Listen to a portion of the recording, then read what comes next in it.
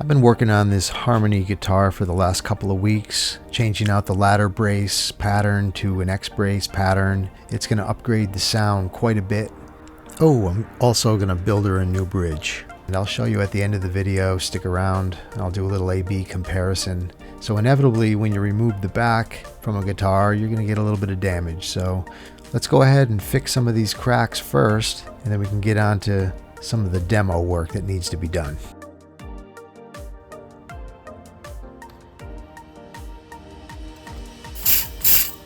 I might as well take the bridge off before I work on the braces. It's got to come off anyway.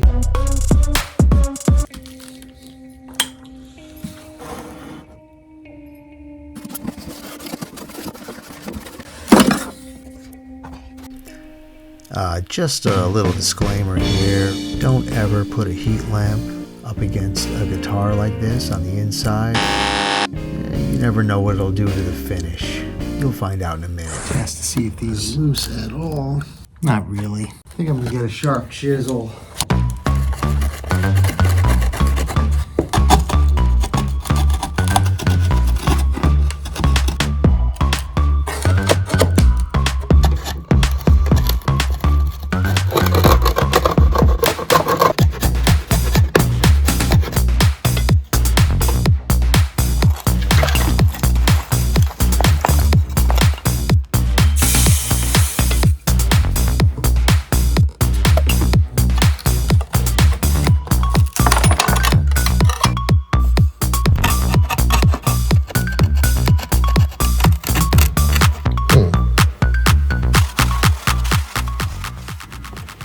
Got a little separated here on the top, probably when I pulled off this bridge plate.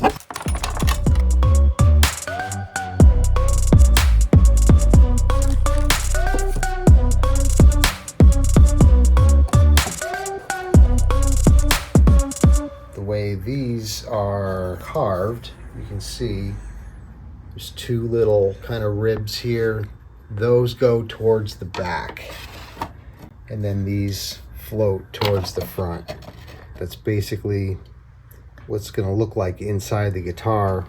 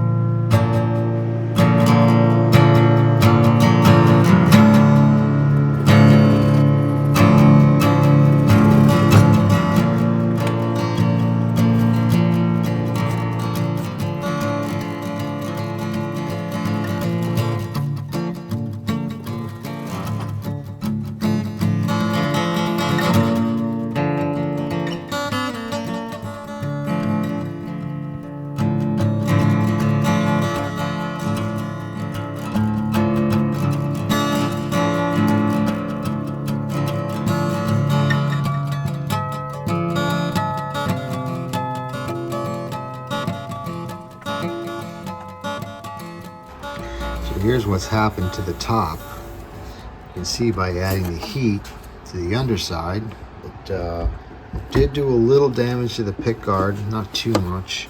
Most of the damage is here in the finish, and this isn't as bad as it was because I did wet sand this out and get it smooth.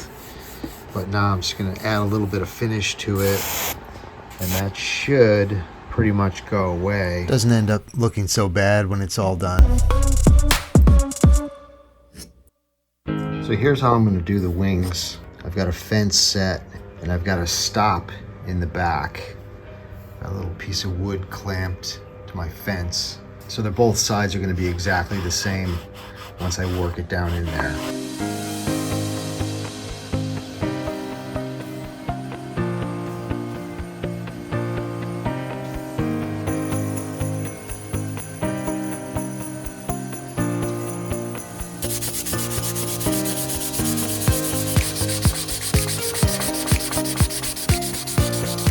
roughly put a line where the saddle is going to be. The spacing on the original is 2 1/4 outside to outside, center to center. So I centered that between the ends of the bridge, 2 1/4 spacing. Now to get my string spacing, I'm going to use a string spacing ruler because they're not perfectly evenly spaced.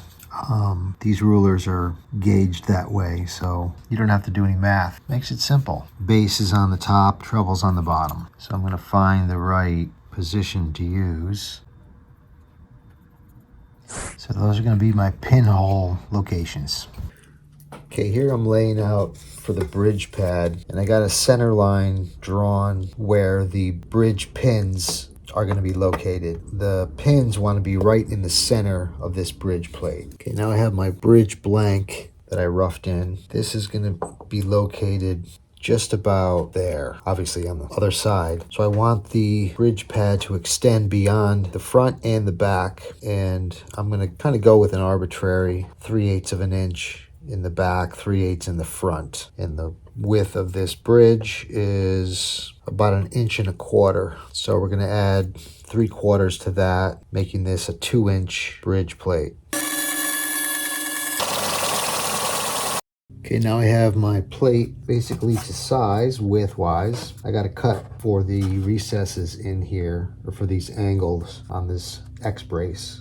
So what I'm going to do is line it up with my center point. I drew a center line on this plate. I'm just going to use a straight edge. I'm going to put it up against the edge, and I'm going to draw a line here. Now I'm going to cut this out and then check to see how it fits. Scratch that. What I'm going to do, instead of doing this side first, I'm going to flip it and put it on this side, because this has got 2 little angles in it. And if I mess that up while I already have this one to size, then it's going to make it much more difficult to fit it in here perfectly. Let me measure this angle.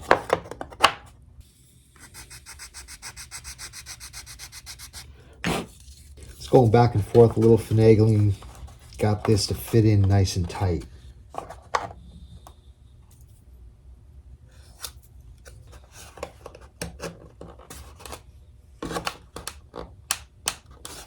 Now, before I glue this down, I want to relieve some of this material on this corner and this corner. So right here and right here.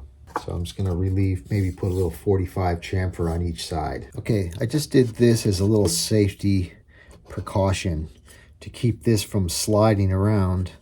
I just did a little double face tape, super glue, or actually tape and super glue deal there. So when I put this in, it's not going to slide around when I go to glue this in place.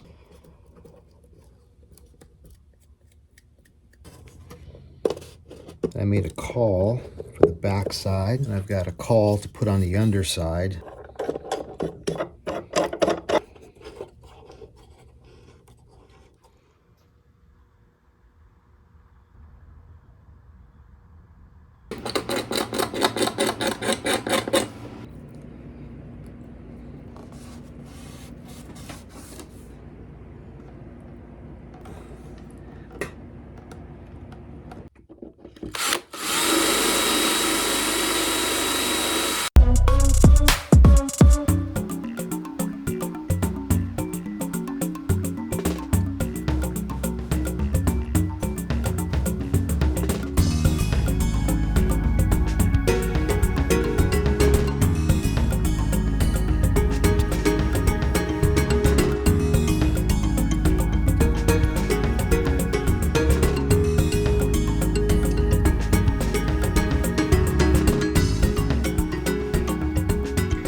Okay, now I've got half of it glued right up to the waist, basically. And you can see, I'll show you how much flexibility we have here with the neck. If I pull up on the neck, you can see all that flex there. So that's how we're going to set this neck. We're going to use that to create the correct neck angle. So I'm going to let this dry overnight, and then I'll come back to do the other half and reset that angle at the right position. Just going to measure the deflection in the top by adding strings to this and see how much deflection it actually has so I can gauge where to set this neck. Now you can see, if I push down on the body, you can see right now, straight edge across the frets. It's sitting on top of that saddle. I could push down and you can see it drop. It's got quite a bit of flexibility. You can see that back moving. So as that back pops out, this drops. So what I'm going to do, I'm going to keep it right on top of that saddle. I'm going to clamp it in place, put strings on the guitar, and then measure what the difference is. I've got it in a playing position, and when I measure now, I'm getting about 55 thousandths. So it was 90 minus 55 thousandths. It's got about a 35 thousandths deflection.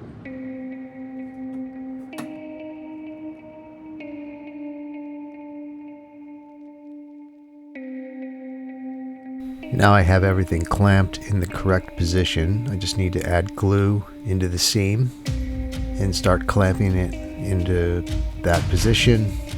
As long as I have that straight edge on the frets and it's sitting on this little makeshift saddle that's at the correct height, I know I'm going to be setting this neck in the right position.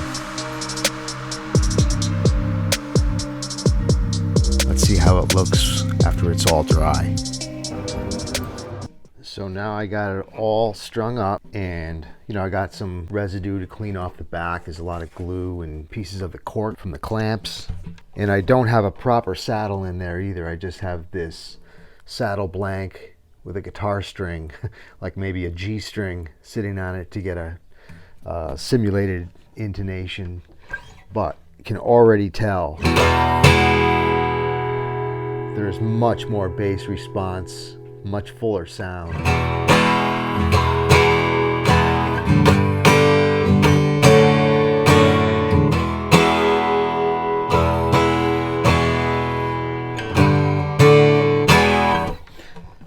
And the action, I got it just about 4/64 right now with just this. I gotta have to set it all up because it's completely flat.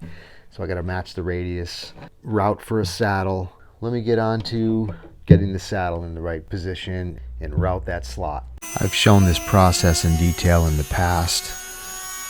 So the intonation came out perfect. The action is about 3 4/64. Put in some new bridge bins, and this guitar is pretty much ready to go. Let's listen to a little before and after the X bracing and hear the difference.